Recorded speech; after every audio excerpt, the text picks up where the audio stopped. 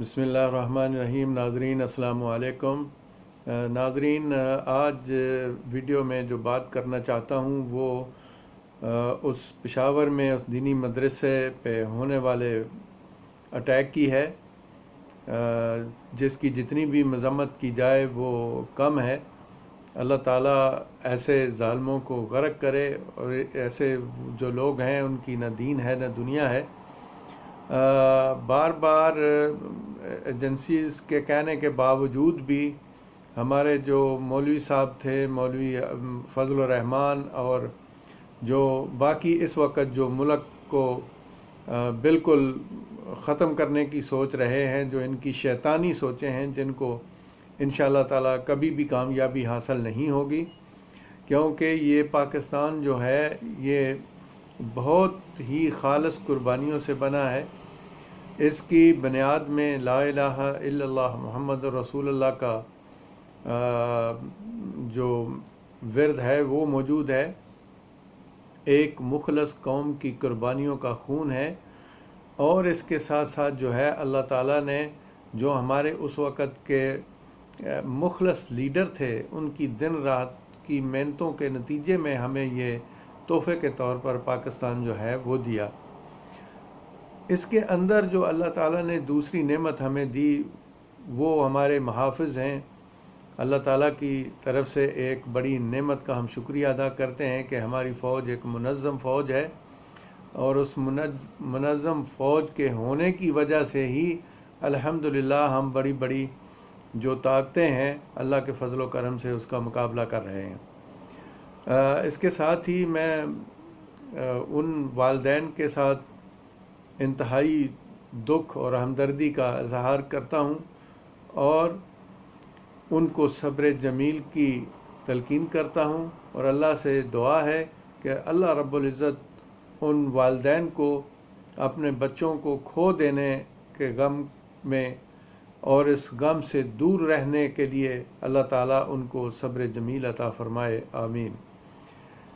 देखें, इस किस्म के जो हथकंडे हैं वो हमारा दुश्मन मुल्क कर रहा है, और उस दुश्मन मुल्क के साथ हम बहुत सारे दोस्त मुल्क भी मिले हुए हैं। और इस वक्त जो है वो सिर्फ पाकिस्तान नहीं है, मुसलमान मुल्कों में एक बड़ी जो एटमी क़ुव्वत है वो हर एक की आंखों का कांटा बनी हुई है। लेकिन मुझे बड़ी उम्मीद है, और मैं अल्लाह से बहुत ज़्यादा इस चीज़ में पुरुम्मीद हूँ कि वो रब्बुल आलमीन ही है जो हमारे मुल्क को बचाता हुआ आ रहा है। अदरवाइज़ तो जब से ये मुल्क बना है इसमें जो सियासत के अलंबरदार हैं, जो जमहूरी अलंबरदार हैं, उन्होंने तो कोई कसर नहीं छोड़ी इस पाकिस्तान को तोड़ने और बेचने में, और जिसका एक हिस्सा वो जो आज भी भुट्टो ज़िंदा है उसने तोड़ दिया था। पाकिस्तान का एक बाजू जो था वो तोड़ के अलग कर दिया था, लेकिन आज भी वो भुट्टो ज़िंदा है। एनी हाउ, देखें, ये मुल्क जिस चीज़ पे बना था, जिस नाम पे बना था, जिस नज़रिए पे बना था, वो नज़रिया था ला इलाहा इल्लल्लाह मुहम्मद रसूलुल्लाह। लेकिन हम उसको भूल गए हैं, पैदा करने वाले को भूल गए हैं, अल्लाह और उसके रसूल को भूल चुके हैं, और हम कहते हैं कि ये जो काफरों का दिया हुआ निज़ाम है, ये जिसको बदकिस्मती से जमहूरियत बोलते हैं, ये जो यहूदियत की है और कुफार की है, हम सोचते हैं कि इसके ज़रिए हम अमन व अमान कायम कर लेंगे और हम सुरखरू हो जाएंगे इस दुनिया में भी और आखिरत में भी। लेकिन बड़े ही अफसोस से कहना पड़ता है कि काश हम या तो कलमा गो ना होते, और अगर कलमा गो हैं तो इस कलमे की लाज रखें और इस मुल्क में अल्लाह और उसके रसूल के कवानीन को नाफज करें। मेरे दोस्त, मेरे अज़ीज़, हर रोज़ ये 20 अक्टूबर से लेकर आप देख रहे हैं कि हर रोज़ 20 सितंबर से लेकर हर रोज़ वो झूठा और जैली मरीज़ जो है, एक बहुत बड़ा लटेरा डाकू जिसने इस मुल्क की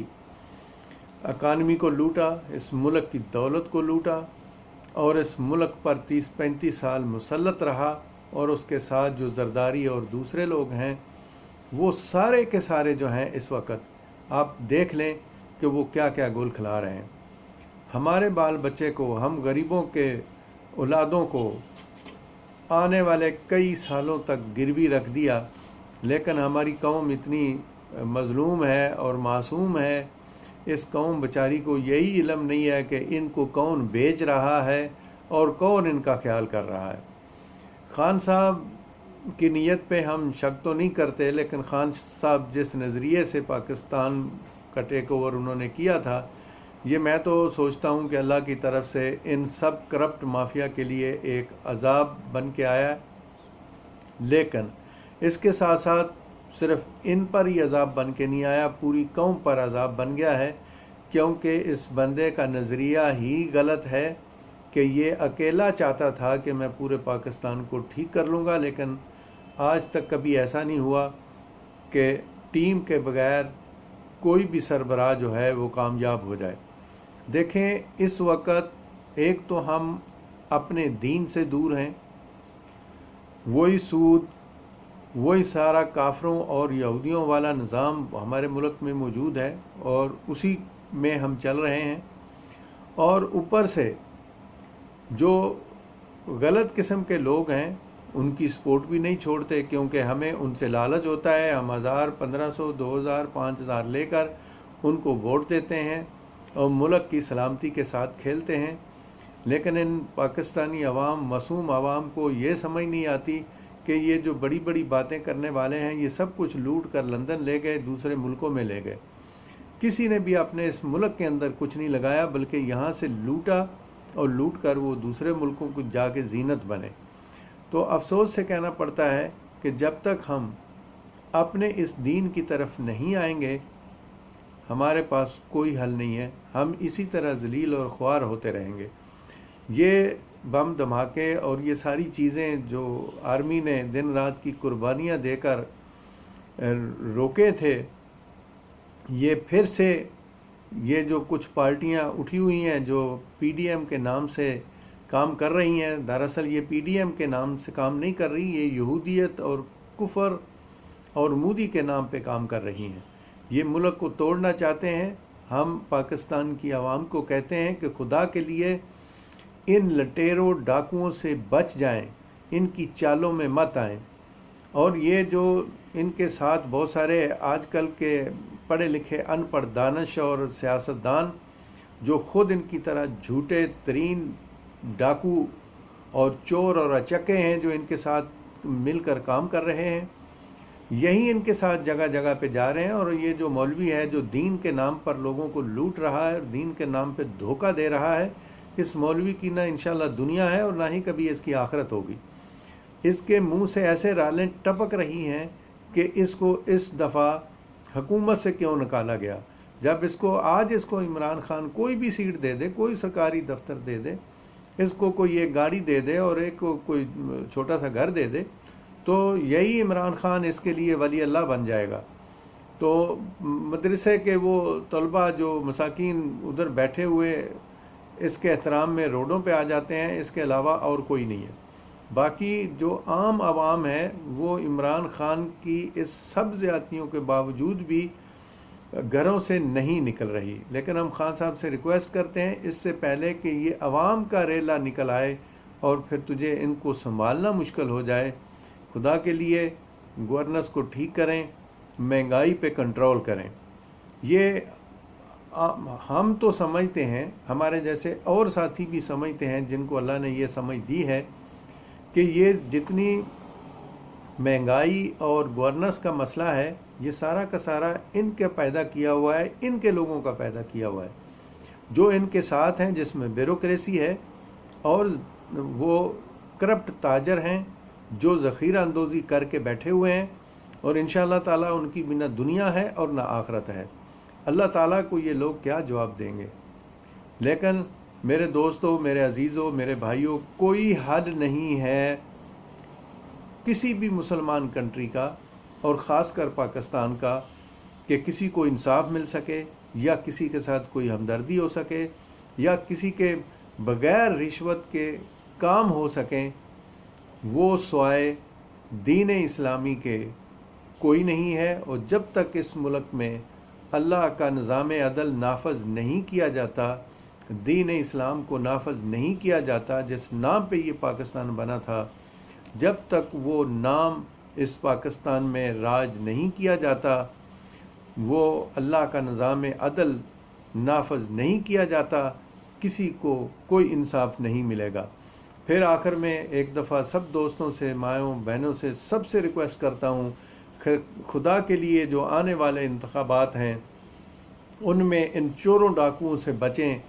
اور اللہ اور اس کے رسول کے قوانین کو نافذ کرنے والوں کے ساتھ چلیں، اور اس ملک کے پاکستان میں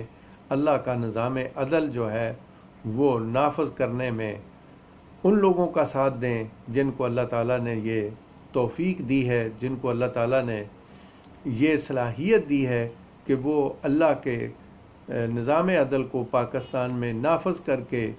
ہر غریب اور امیر کو ایک جیسا انصاف دے سکتے ہیں۔ تو اس کے ساتھ ہی میں اجازت چاہتا ہوں اور سب دوستوں سے کہتا ہوں کہ ان چوروں اور ڈاکوؤں سے بچے رہیں، ان کے چکروں میں مت آئیں۔ اللہ ان کو بھی ہدایت دے، اور خاص کر ہمارے مولوی فضل الرحمان کو اللہ تعالیٰ شیطان کے اس چنگل سے نکالے جس میں وہ پھنسا ہوا ہے، اور بری طرح وہ شیطان کے قابو میں ہے، اور دن رات اس بیچارے کو سوائے شیطان کے نہ رحمان نظر آتا ہے، نہ اس کا رسول نظر آتا ہے۔ اللہ اس کو ہدایت دے، اللہ اس ملک کا حامی و ناصر ہو، اور ہمیں پوری عوام کو یہ سوچنے کی اللہ کی ذات توفیق دے کہ ہم پاکستان میں اللہ کے نظام عدل کو نافذ کرنے والوں کا ساتھ دیں، اور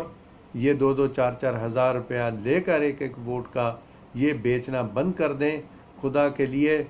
آپ بغیر رشوت کے سارے کام آپ کے ہوں گے، اور نوکریاں میرٹ پر ملیں گی جب اللہ کا نظام عدل اس ملک کے اندر نافذ ہوگا۔ ہم مسلمان ہیں، اللہ کی طرف سے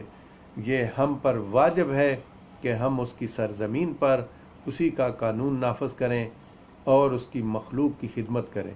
اللہ اس ملک کا حامی و ناصر ہو۔ اس کے ساتھ اجازت چاہتا ہوں۔ خدا حافظ۔